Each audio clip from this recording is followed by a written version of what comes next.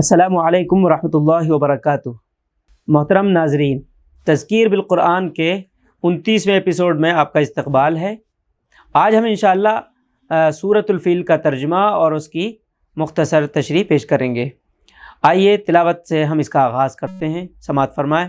اعوذ باللہ من الشیطان الرجیم، بسم اللہ الرحمن الرحیم۔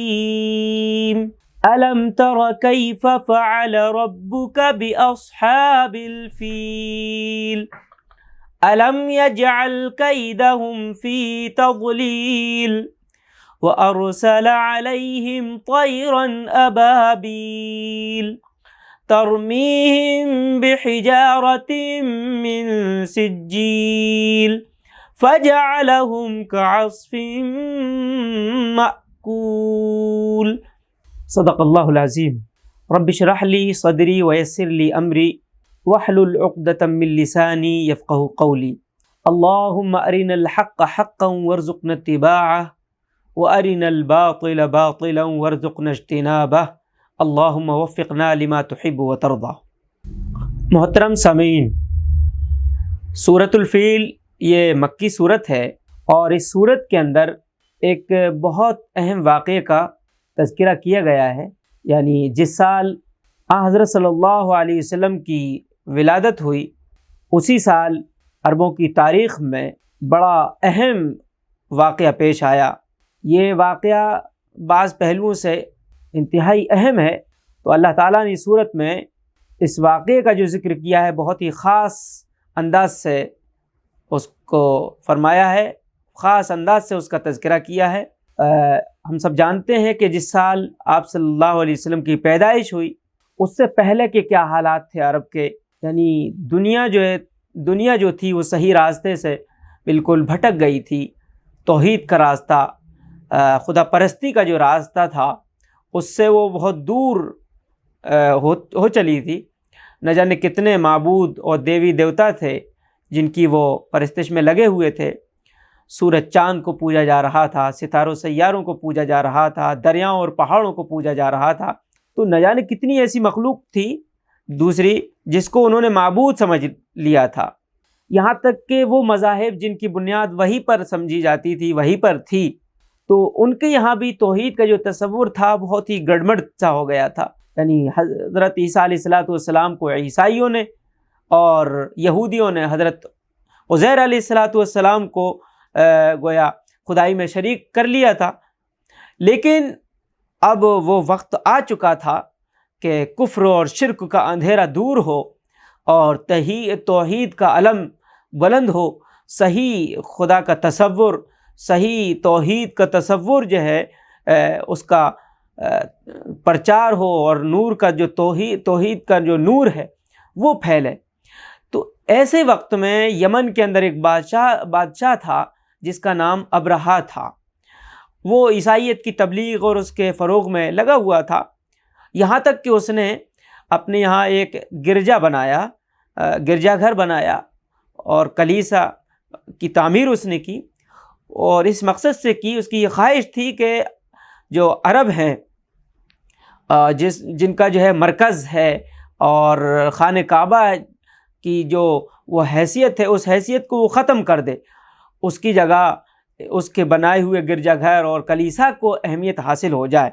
اگرچہ خانہ کعبہ کے اندر بہت سارے بت رکھے ہوئے تھے اور وہ بتوں کا اڈا بنا ہوا تھا، لیکن بہرحال وہ توحید کا مرکز پہلے ہی سے تھا، چونکہ حضرت ابراہیم علیہ السلام اور حضرت اسماعیل علیہ السلام نے اس کی تعمیر کی تھی۔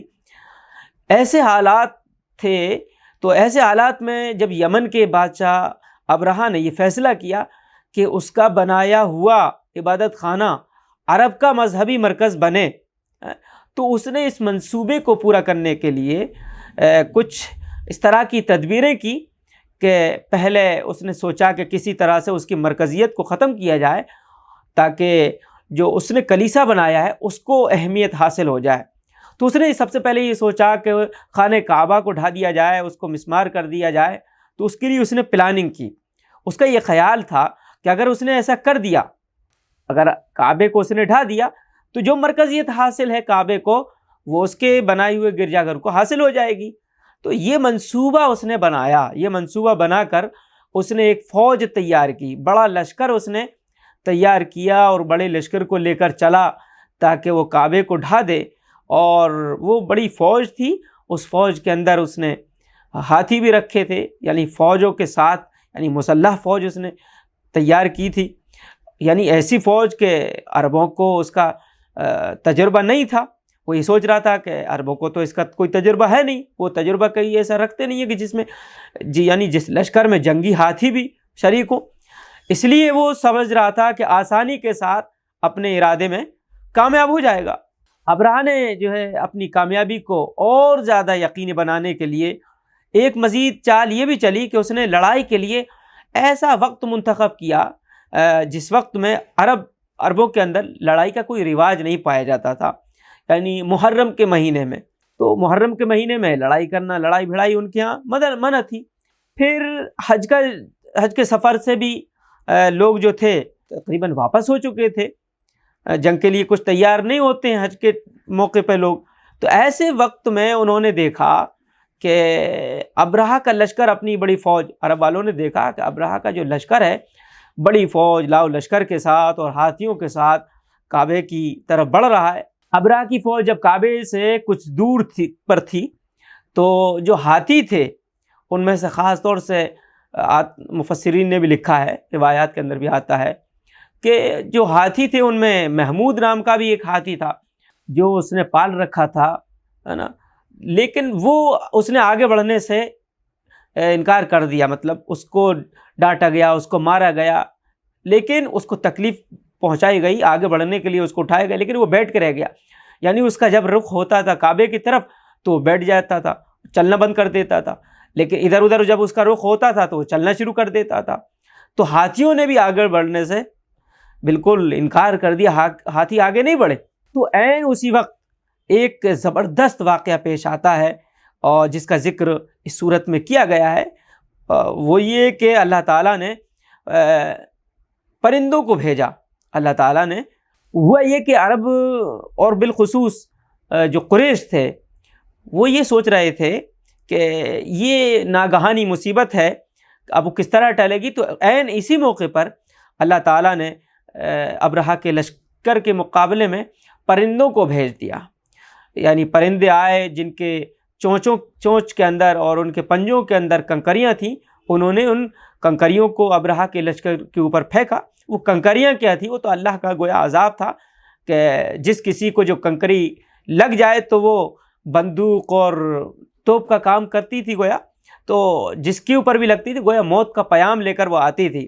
تو اسی بیچ میں یہ بات بھی مفسرین نے لکھی ہے کہ ابرہہ کا جب لشکر قریب تھا تو کچھ قبیلوں نے اس کا مقابلہ بھی کیا، تو ان کو شکست بھی ہوئی۔ حضور صلی اللہ علیہ وسلم کے دادا عبد المطلب کے بارے میں بھی آتا ہے کہ آپ نے بھی اس کی کوشش کی کہ کسی طرح سے وہ خانہ کعبہ کے اوپر چڑھائی نہ کرے اور بات مان جائے۔ یہ بھی لکھا ہے کہ دادا عبد المطلب ابرہہ سے ملنے کے لیے گئے اور آپ بڑے وجیح، بڑے اچھے قد کاٹ کے مالک تھے، تو اس نے دیکھا اور ان سے وہ اتنا بڑا مرعوب ہوا کہ وہ جو ہے ان سے ملنے کے لیے خود آگے بڑھا۔ تو عبد المطلب کے جو کچھ اونٹ تھے وہ انہوں نے جو ہے گویا ہانک لے گئے تھے وہ، تو عبد المطلب نے یہ کہا کہ ہمارے اونٹ واپس کر دیے جائیں۔ تو ابرہہ کو بڑا تعجب ہوا کہ اس سچویشن میں، اس کنڈیشن میں یہ کس طرح کا سوال ہے، خانہ کعبہ کو میں ڈھانے کے لیے آیا ہوں، اس پر تو کوئی چرچا نہیں کر رہے ہیں، یہ کوئی بات نہیں ہو رہی ہے۔ تو عبد المطلب کے بارے میں آتا ہے کہ انہوں نے کہا کہ خانہ کعبہ کا جو مالک ہے وہ دیکھ لے گا، مجھے تو میرے اونٹ چاہیے، تو ان کو اونٹ واپس کر دیے گئے۔ بہرحال اس طرح کے بہت سی باتیں لکھی ہوئی ہیں جو کسی حد تک صحیح بھی ہو سکتی ہیں، لیکن اتنی بات طے ہے کہ قریش جو تھے ان کے اندر اتنی طاقت نہیں تھی کہ وہ اتنے بڑے لشکر کا مقابلہ کر سکیں۔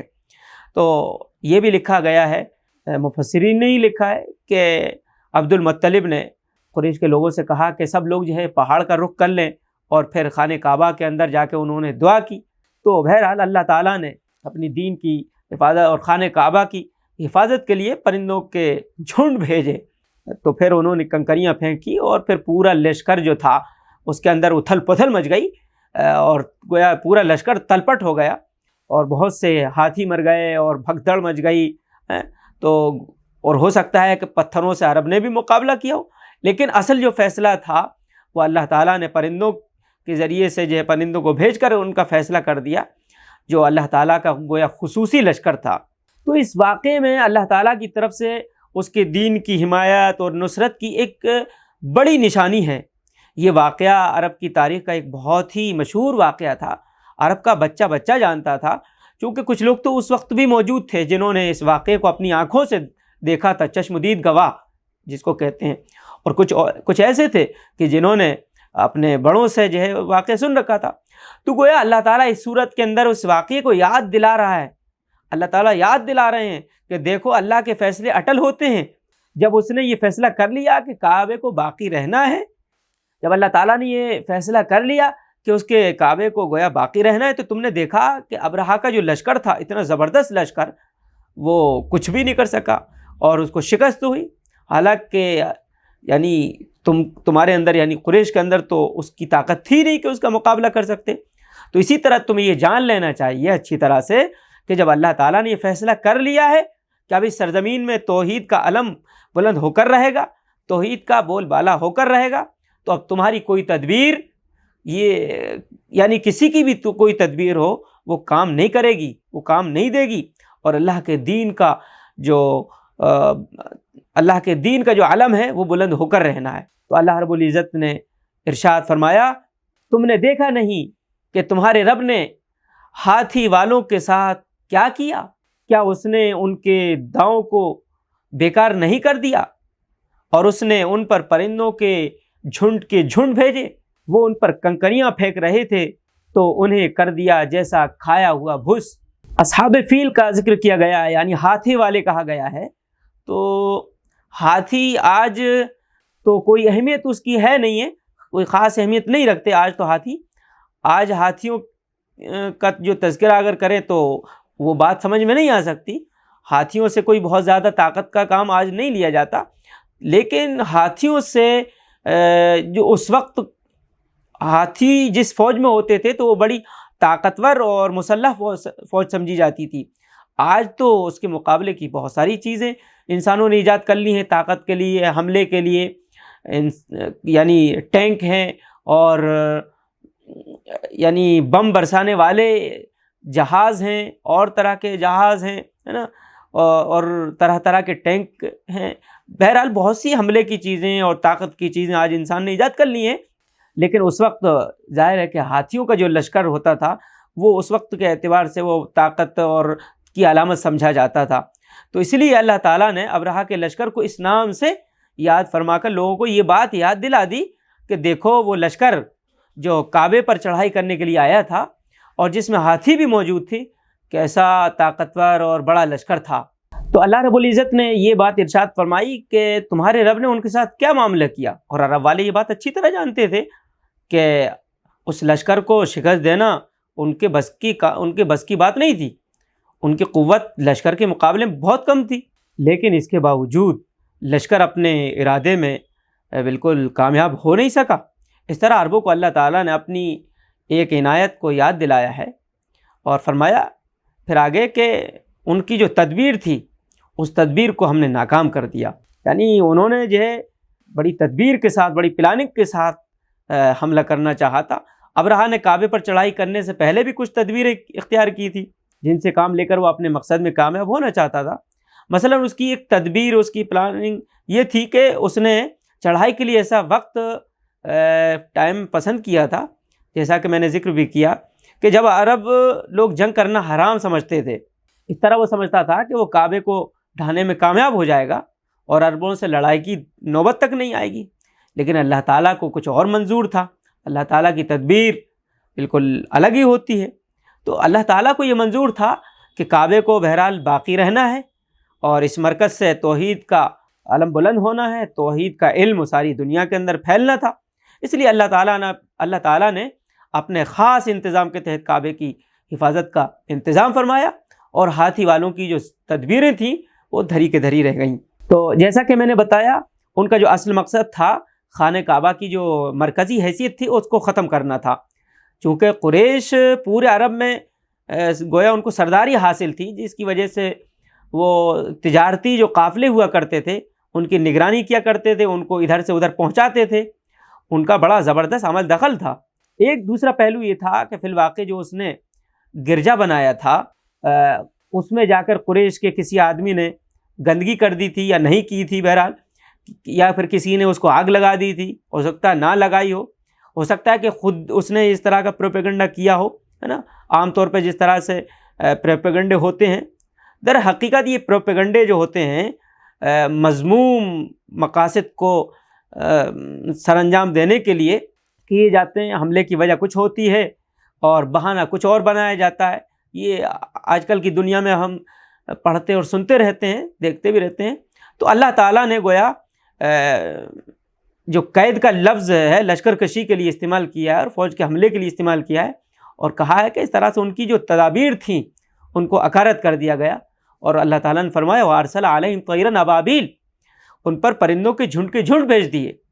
تو ان کی یہ تدبیر اس طرح سے اللہ تعالیٰ نے بیکار کر دی کہ ان پر پرندے بھیجے جو بندوق کی طرح گویا بالکل اپنی کنکریاں جو ہے چھوڑ رہے تھے، تو بندوق کی طرح ان کو لگ رہی تھیں۔ اب یہ جو لفظ استعمال کیا گیا ہے ابابیل، ہمارے یہاں عام طور پر لوگ یہ سمجھتے ہیں کہ یہ کوئی خاص پرندے کا ذکر ہے، حالانکہ عربی زبان میں ابابیل کسی خاص پرندے کا نام نہیں ہے، بلکہ جو چیز بھی کوئی بھی چیز ہو، فوج در فوج یا گروہ در گروہ، جماعت در جماعت آئے، وہ کسی طرح کی بھی جماعت ہو سکتی ہے، چاہے گھوڑوں کی ہو چاہے کسی اور کی، تو گویا لشکر کی شکل میں جو آئے اس کے لیے استعمال کیا جاتا ہے۔ تو یہاں صرف یہ بتایا گیا ہے کہ پرندے آئے، لیکن قرآن مجید نے یہ نہیں بتایا ہے کہ کس طرح کے پرندے آئے تھے۔ تو بس اتنا کہا گیا کہ وہ اڑتے ہوئے پرندے تھے، جس کے لیے لفظ طیر استعمال کیا گیا ہے۔ طیر پرندے کو ہی کہتے ہیں عربی زبان کے اندر۔ تو ابابیل یہ جھنڈ تھے جو ان کے اوپر آئے تھے، یا جن کی پنجوں میں اور جن کی چونچوں میں کنکریاں تھیں۔ تو یہ اللہ تعالیٰ کی قدرت اور حکم سے ہوا۔ ابرہہ کی فوج پر اس طرح کا لشکر اللہ تعالیٰ نے بھیجا۔ تاریخ میں بہت سے واقعات ہم کو پڑھنے کو ملتے ہیں کہ اللہ تعالیٰ نے اپنے خاص فضل سے حق کی حمایت اور حق کی نصرت فرمائی۔ حق کی حمایت کے لیے کبھی آندھیوں سے کام لیا گیا، کبھی زلزلوں اور آتش فشاں پہاڑوں کے عمل نے حق کے مخالفوں کا جو ہے کام تمام کر دیا، اور کبھی بجلی اور کبھی سیلاب اور کبھی زلزلے آئے اور ظالموں کی کمر توڑ دی گئی، ظالموں کا غرور چکنا-چور کر دیا گیا۔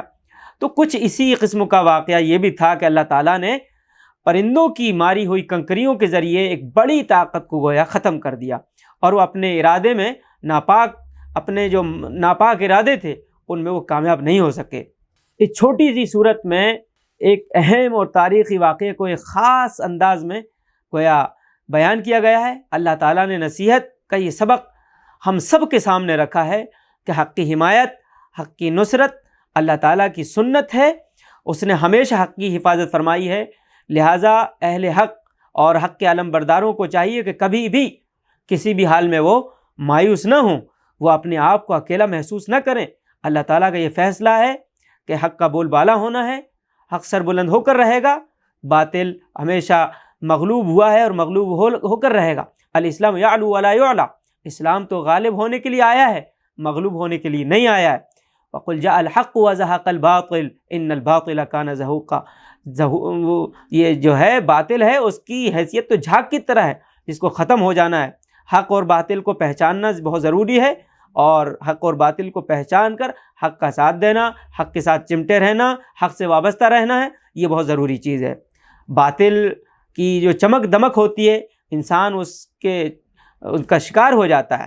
تو اس کو چاہیے کہ پچھلی جو قومیں گزری ہیں ان کے تاریخی ان کے جو واقعات ہیں ان کو پڑھے کہ ان کا کیا حشر ہوا، ان سے عبرت اور نصیحت حاصل کرے۔ بہت سے موقعوں پر ظاہری اسباب پر جب نظر رکھنے والوں نے یہی سمجھا ہے کہ اب حق کی حمایت کسی طرف سے نہیں ہو سکے گی، یعنی ایسے واقعات ہوئے کہ ایسا لگا کہ اب تو وہ حق بہت دب رہا ہے، حق کو جو ہے مٹایا جا رہا ہے اور حق تو بہت دبتا نظر آ رہا ہے۔ لیکن بالکل اچانک اللہ تعالیٰ نے ایسے اسباب اور ایسے حالات پیدا کر دیے، ایسے اسباب پیدا ہوتے چلے گئے کہ حق غالب ہوا اور باطل کا زور ٹوٹا۔ تو ہم سب کو چاہیے کہ حق کو جو ہے تلاش کریں، دین حق کو جو ہے پہچانیں، اس کا مطالعہ کریں اور حق کے ساتھ چمٹے رہیں۔ یہ ظاہری طور پر بہت سی چیزیں جو نظر آتی ہیں کہ حق جو ہے مغلوب ہو رہا ہے، باطل غالب ہو رہا ہے نا، لیکن اللہ تعالیٰ جو ہے سب دیکھ رہا ہے، اللہ تعالیٰ کی نگاہ میں سب کچھ ہے۔ اللہ تعالیٰ جو ہے ایسے اسباب اچانک پیدا فرما دیتے ہیں کہ انسان ان کے بارے میں سوچ نہیں سکتا۔ تو اس صورت کے اندر بھی کچھ اسی طرح کا واقعہ پیش آیا، اس کا ہم کو خود بھی مطالعہ کرنا چاہیے، اور اس طرح کے جو واقعات ہیں ان کا مطالعہ کرنا چاہیے، اور جب ہم ان کا مطالعہ کریں گے تو ہم کو باتیں بہت ساری اچھی طرح سے سمجھ میں آ جائیں گی۔ اللہ تعالیٰ ہم سب کو جو ہے کہنے سننے زیادہ عمل کی توفیق نصیب فرمائے۔ قرآن مجید کے پیغام کو سمجھنے، قرآن مجید کے پیغام کو عام کرنے، دوسروں تک پہنچانے کی اللہ تعالیٰ ہم کو توفیق عطا فرمائے۔ آمین۔ وآخر دعوانا ان الحمد للہ رب العالمین، والسلام علیکم ورحمۃ اللہ وبرکاتہ۔